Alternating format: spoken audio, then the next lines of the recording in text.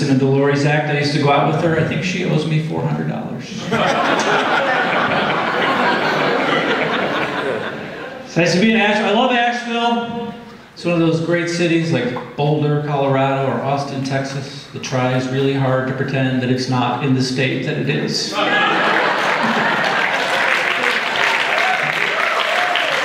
not really North Carolina. It's like a hippie vortex.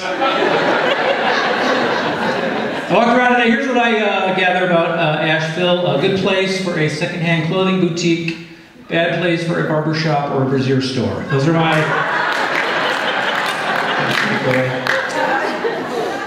As Prashant said, I'm from Chicago. I moved to Charlotte, North Carolina, just outside of Charlotte a little while back.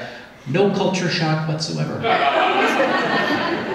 I move in, right, and I meet one of my neighbors, first day, and here's the first two things he wants to know about me. He asks me, what church do I go to, and who's my driver?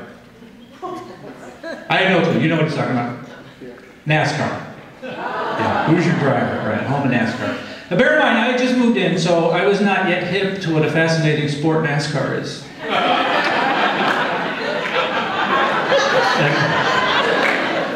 And I'm an honest person, you know, so I said, well, I'm an atheist, and NASCAR is retarded.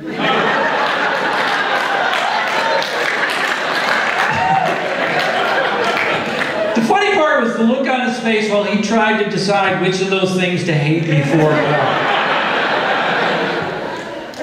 I think I literally could have said, I worship at the feet of my Dark Lord Satan, and I like Dale Jr. He would have said, you're evil! Tony Stewart is a much better driver. I do want to back up here, just say real quick, I used the word retarded a second ago. I want to be very clear that I'm not making fun of anyone with special needs. It's just a word. I don't think words can hurt you unless you let them hurt you, but I know that's a hot button word.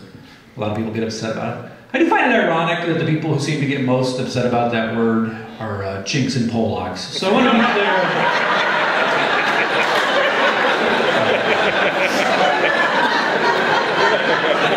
There's the words. I'm an American. Thank you. And like all good Americans, I show my position on social issues by which fast food restaurant I eat at. You're against gay marriage, eat at Chick-fil-A. If you're for it, Dairy Queen. I guess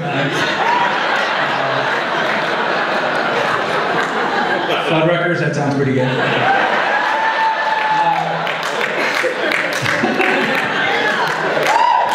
It sounds crazy until you realize more people vote for American Idol than the president, right? And we all eat shitty food. We should do all our voting this way, right? You're pro-life, go to Wendy's. You're pro-choice, you go to Subway. They let you choose what you want.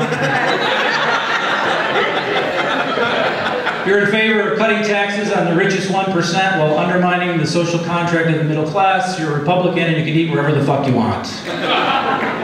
But if you vote for them, get used to eating cat food. Not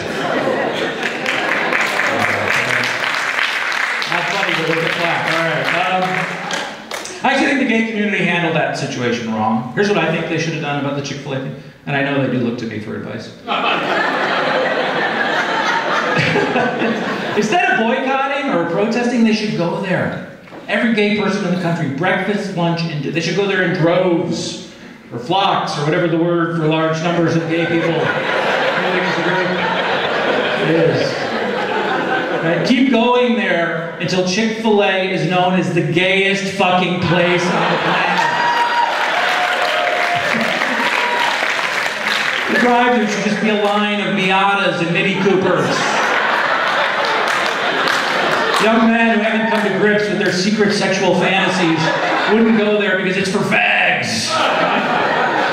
They should go there till Chick-fil-A is so dependent on gay dollars they rename the #1 combo the hot cock on a bun. That's how you win an argument. And upside, they're closed on Sundays so you can still go antiquing.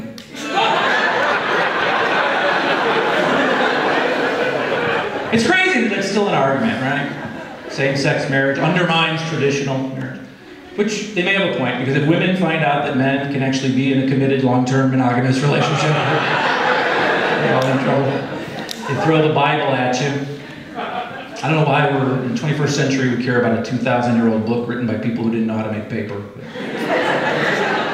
It's great. We're Americans. We make up our own Bible, right? You keep the parts you like, you ignore the stuff you don't. It's like a buffet, which is where you eat if you're a socialist. The Bible's got weird shit. The Bible says you shouldn't eat shellfish. Nobody cares about that. The Bible says if a man rapes a woman and gets caught, he has to marry her. Which is a really aggressive way to call dibs. I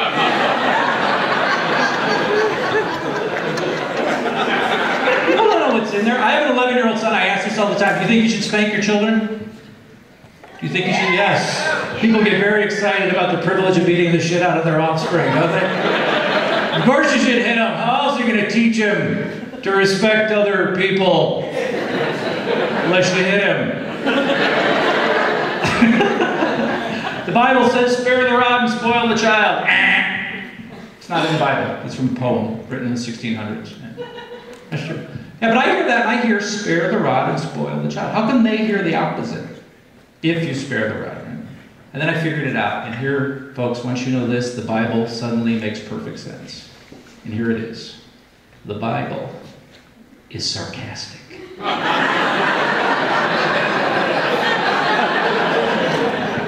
Spare the rod and spoil the child. Yeah, I'm the Lord thy God. Right, the meek are going to inherit the earth.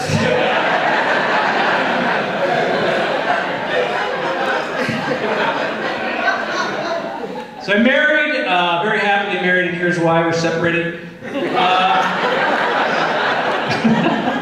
That's not entirely true, but I didn't want to wait 4 weeks before I started doing that joke.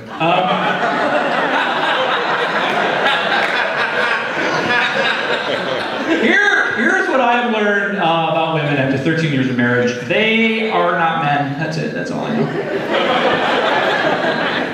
Everything else is a mystery. And obviously, we're different physically from what I've heard, but some videos I've seen on the internet. But I think ladies will even agree with this. We don't think the same way. Right? Men and women, we don't communicate the same way, which is fine.